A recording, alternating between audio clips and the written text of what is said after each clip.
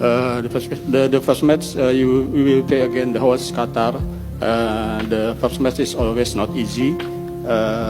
How do you prepare the mentality of the team and the confidence on the team? And the second, Indonesia without several key players, important players such as Kan Bagot and Nathan Cho.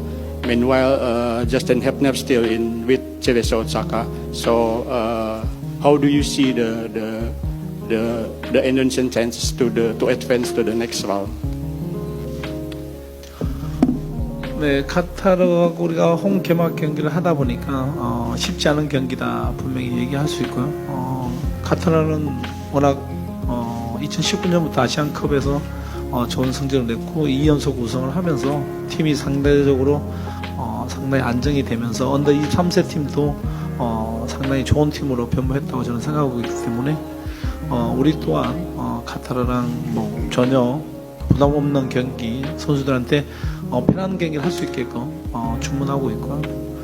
일단 우리 엘칸이랑 뭐 나탄이랑 자스틴 합류를 지금 당장 못했지만 중간에 올 수도 있는 부분에 있어서 그런 부분은 첫 경기만 잘하고 나면 선수들이 상당히 힘이 받고 또 그 선수들 합류하게 되면 더 좋은 선수로 좋은 팀으로 발전할 것이다. 많이 아쉬운 거는 바로 합류하지 못한다는 것이 아쉽고 엘카는 아예 합류를 못하니까 너무 많이 아쉬움이 남는 대회가 되지 않겠나 생각이 듭니다.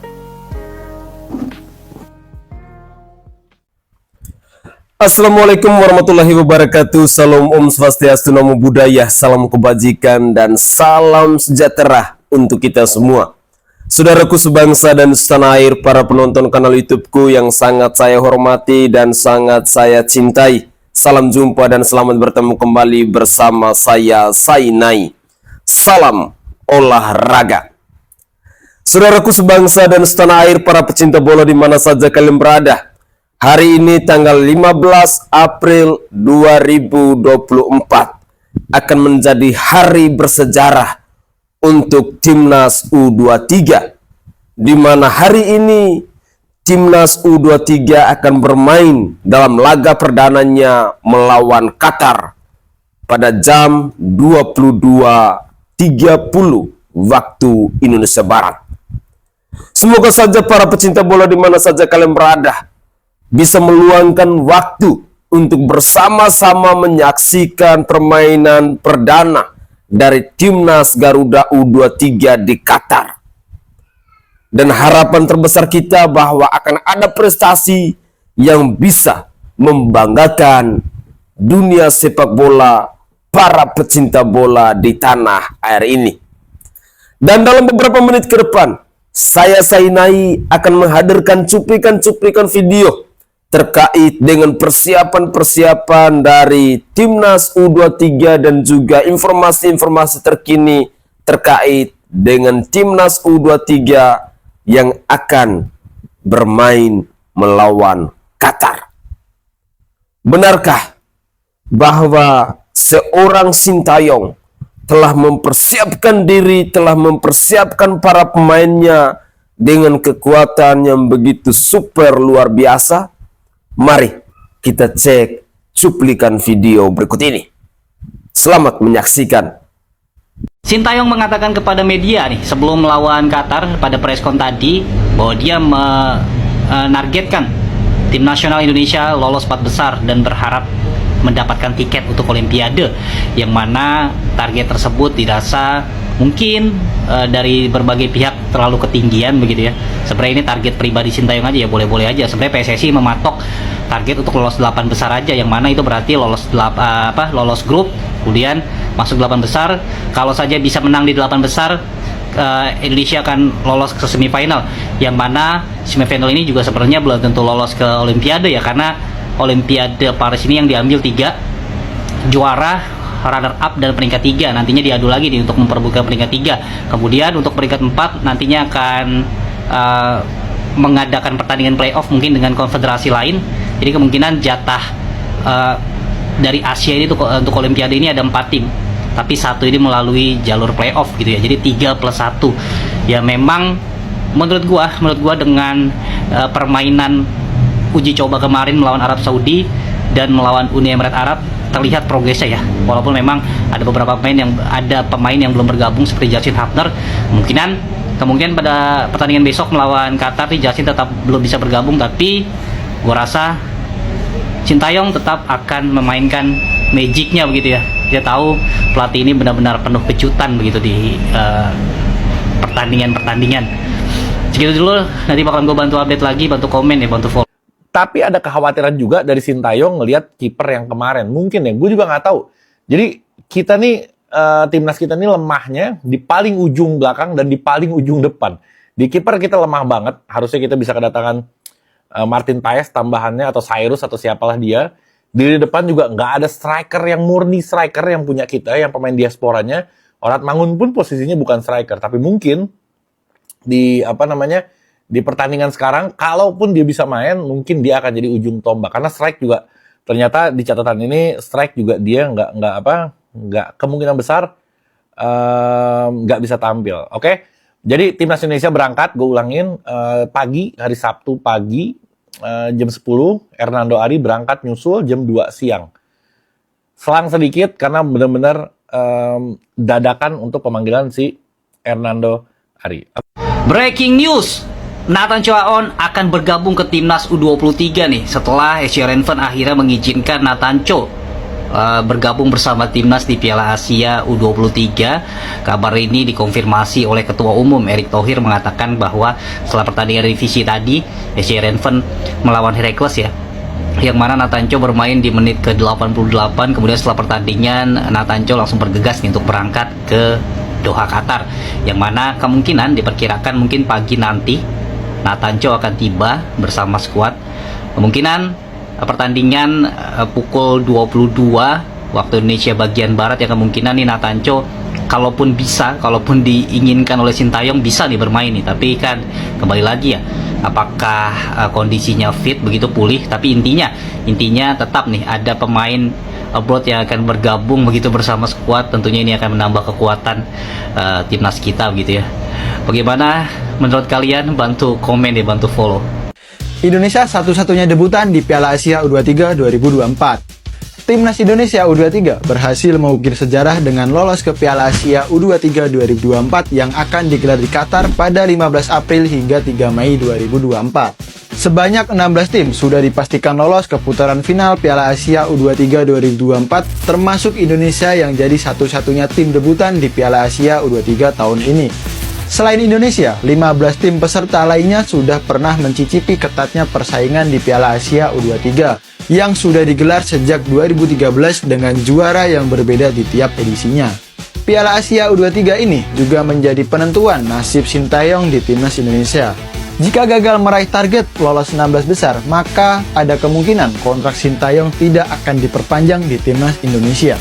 Selain itu, Piala Asia U23 juga menjadi tiket untuk lolos Olimpiade 2024 jika mampu melaju hingga babak semifinal. Mampukah Sintayong mengukir prestasi di Piala Asia U23 FIFA Mania? Saya secara pribadi menilai bahwa Sintayong pasti akan mampu membawa timnas U23 ke 4 besar. Ya, kita ketahui bersama-sama bahwa seorang Sintayong ini punya target, punya profesionalitas, dan punya pengalaman yang begitu luar biasa. Sehingga para pecinta bola di Indonesia, dunia sepak bola pun harus mengakui bahwa timnas U23 maupun timnas senior Indonesia selama dilatih oleh seorang Sintayong ini mengalami perubahan yang begitu luar biasa. Dan harapan terbesar saya bahwa para pecinta bola di mana saja kalian berada, mari kita tetap memberikan dukungan-dukungan yang positif, membangun narasi-narasi yang bisa memotivasi para pemain timnas kita agar dalam laga-laga pertandingan, baik mulai sebentar malam jam 22.30 waktu Indonesia Barat, di mana timnas Indonesia akan berhadapan dengan Qatar, dan juga untuk laga-laga selanjutnya, Indonesia tetap the best, tetap menjadi kebanggaan dari kita orang-orang Indonesia. Mereka telah berjuang semaksimal mungkin, mereka telah berlatih semaksimal mungkin, dan mereka telah mempersiapkan diri mereka sebelum berangkat ke Qatar semaksimal mungkin. Dengan demikian, saya sangat yakin dan percaya bahwa seorang Sintayong, dia telah memasang target-target tertentu bersama PSSI, bersama Timnas Indonesia demi mengharumkan negara kesatuan Republik Indonesia. Saudaraku sebangsa dan setanah air, para pecinta bola di mana saja kalian berada, sekali lagi saya meminta dukungan dari kita semua agar Timnas Indonesia tetap jaya. Lalu dalam cuplikan video tadi kita juga mendengarkan ada beberapa pengamat bola yang menilai bahwa ada kelemahan dalam Timnas U23 ini, yakni penjaga gawang dan juga striker. Tetapi berikut ini saya akan menyajikan cuplikan video di mana mungkin keraguan ini ternyata sudah di-cover oleh seorang Erick Thohir, telah dipersiapkan oleh seorang Erick Thohir dengan mendatangkan penjaga gawang yang benar-benar keren dan luar biasa. Tentu ini akan mengejutkan dunia sepak bola, akan mengejutkan kita semua para pecinta Timnas U23. Tetapi apapun itu yang dilakukan oleh PSSI bersama Coach Sintayong, semuanya demi meraih prestasi, demi membela NKRI. Mari kita cek videonya. Untuk menonton pertandingan pertama Timnas Indonesia di Piala Asia U23 pada tanggal 15 April nanti, yaitu hari Senin. Rencana kick-off-nya adalah mulai pukul 22.30 waktu Indonesia Barat. Tentu ini adalah waktu yang ideal bagi kita untuk menonton pertandingan perdana Timnas Indonesia di Piala Asia U23. Dan seperti yang sama-sama kita ketahui bahwa PSSI dan juga Sintayong telah memasang target tinggi, yakni untuk membawa skuad Garuda U23 lolos sampai ke semifinal dan mendapatkan peringkat ketiga agar bisa nanti bermain di Olimpiade yang akan diselenggarakan di Perancis, tepatnya di kota Paris, yang rencananya akan dimulai pada pertengahan bulan Juli nanti. Tentu ini adalah target yang sangat amat tinggi dan sebetulnya memang tidak tampak realistis di atas kertas. Kenapa? Karena ini adalah untuk pertama kalinya Timnas Indonesia U23 akan bermain di Piala Asia kan? Tadi kan sudah 2 kali saya katakan. Tapi kita juga tidak boleh lupa bahwa inilah generasi emas dari Timnas Indonesia. Walaupun faktanya nih teman-teman, di Piala Asia kali ini sama seperti di Piala Asia Senior lalu, Indonesia adalah skuad termuda. Karena yang saya melakukan kalkulasi, mungkin juga nih kalkulasi saya salah, tapi kalkulasi saya adalah dari 23 pemain yang dipanggil oleh Sintayong, total rata-rata usianya itu adalah 21 tahunan. Kalau nggak salah 21 tahun 45 gitu. Ya, kurang lebih seperti itu. 21 tahun 4 bulan lah. Seperti itu. Ini hitungan saya, mungkin juga saya salah. Ya artinya ini adalah skuad termuda di Piala Asia U23. Kalau nggak salah di bawah 21 tahun 4 bulan, 21 tahun 3 bulan kalau nggak salah ya. Nah seperti itulah kira-kira. Pokoknya saya hitung juga total rata-rata usia dari skuad lainnya yang mereka sedikit lebih tinggi daripada Indonesia. Padahal mayoritas dari pemain-pemain yang berada di skuad U23 ini juga membela Timnas Indonesia Senior. Artinya apa? Artinya ya sebetulnya kita punya peluang untuk bisa lolos sampai semifinal. Bahwasannya nanti Indonesia mendapatkan peringkat ketiga atau tidak, itu nanti kita lihat lawannya siapa. Tapi sebetulnya nih teman-teman, Indonesia punya peluang untuk lolos sampai ke babak semifinal. Tapi syaratnya, para pemain harus bisa bermain secara kolektif dan tenang. Apa sih artinya kolektif? Kolektif artinya kompak. Apa sih maksudnya tenang? Maksudnya adalah jangan bermain under pressure, walaupun ini ada target.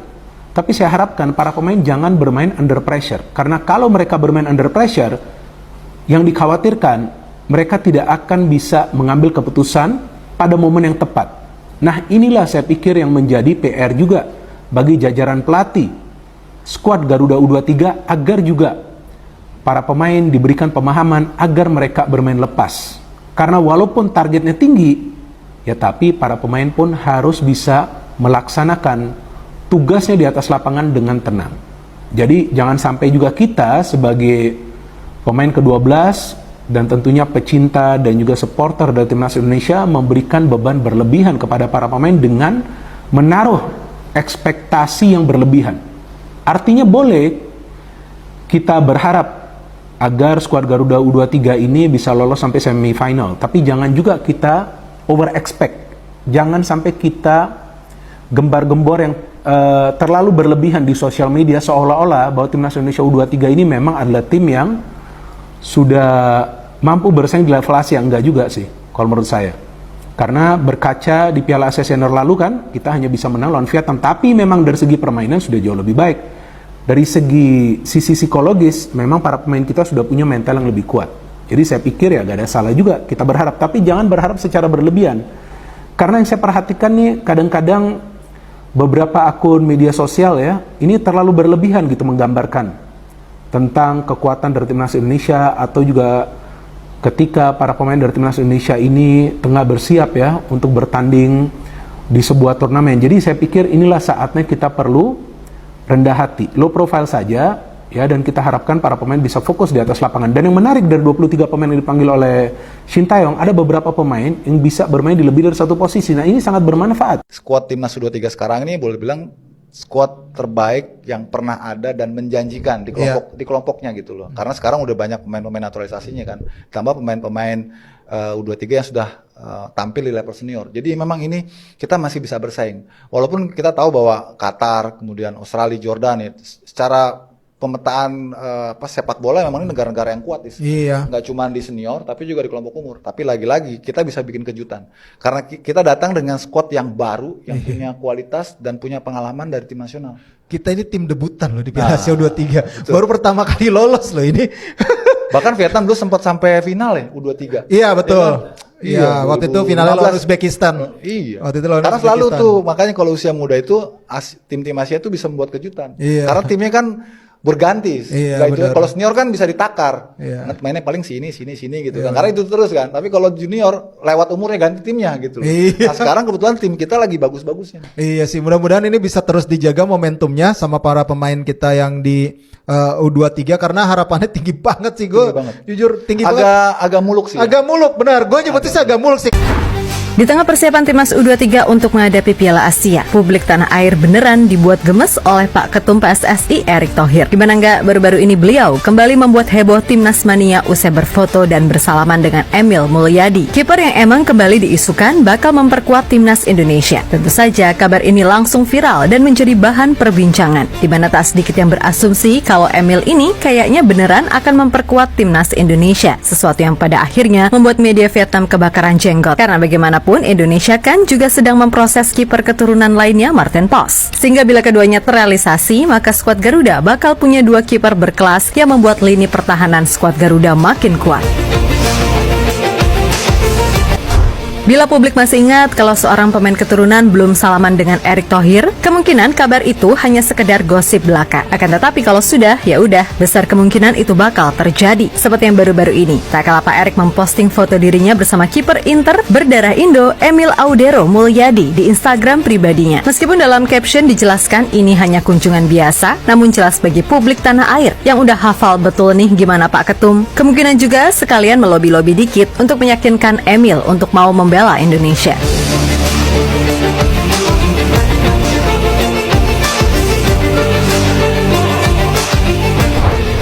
Yap, sebagaimana diketahui, meskipun musim ini Emil baru main 4 kali buat Inter, namun dari sisi jam terbang, kiper 27 tahun tersebut sama sekali nggak usah diragukan. Itulah kenapa keberadaannya di bawah Mister Timnas Indonesia dinilai akan jadi poin plus. Apalagi Coach Shin sendiri pernah berujar, kalau Emil ini resmi jadi WNI, maka ia tak ragu untuk menjadikannya kiper utama Timnas Indonesia. Hal yang wajar, kendati di satu sisi masih banyak juga publik tanah air yang masih baper sama ucapan sang ayah beberapa tahun yang lalu. Tapi apapun itu, yang sudah ya sudah. Toh yang dibilang sang ayah ketika itu emang fakta, dan sekarang dengan PSSI era baru, semuanya sudah berubah.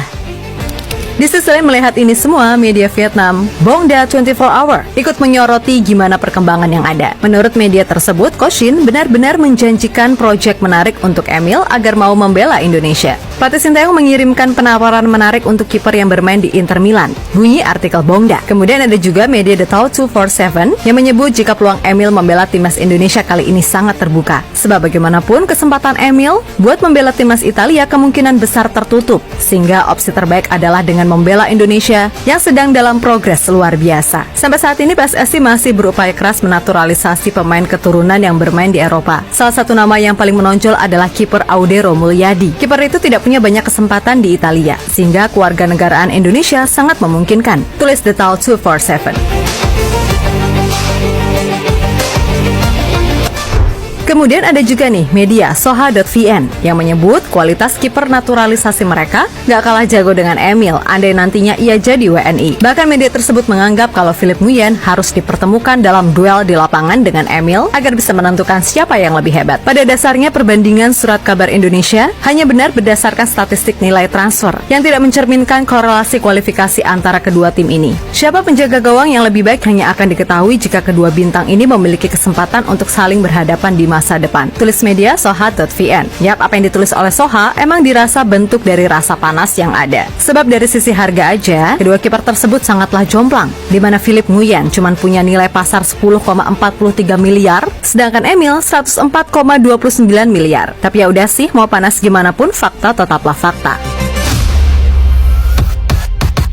Ya, pada akhirnya kini segalanya tinggal menunggu aja apakah Emil beneran jadi WNI atau tidak. Kalaupun jadi, wajar bila media-media di negeri sejuta Nguyen merasa panas. Sebab sekarang ini, proses Martin Paul sendiri masih terus berjalan. Sehingga bila semuanya clear, Indonesia bakal diperkuat dua kiper top, yakni Emil dan si Pos. Belum lagi masih ada Hernando, yang gimana pun masih menjadi kiper terbaik di Liga Indonesia. Untuk itu, kita nantikan aja gimana perkembangannya, oke?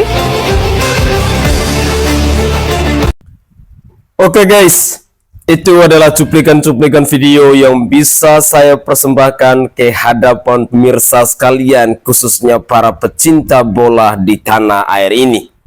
Informasi menarik dalam cuplikan video tadi bahwa Emil Audero Mulyadi digadang-gadang akan bergabung dengan timnas Indonesia.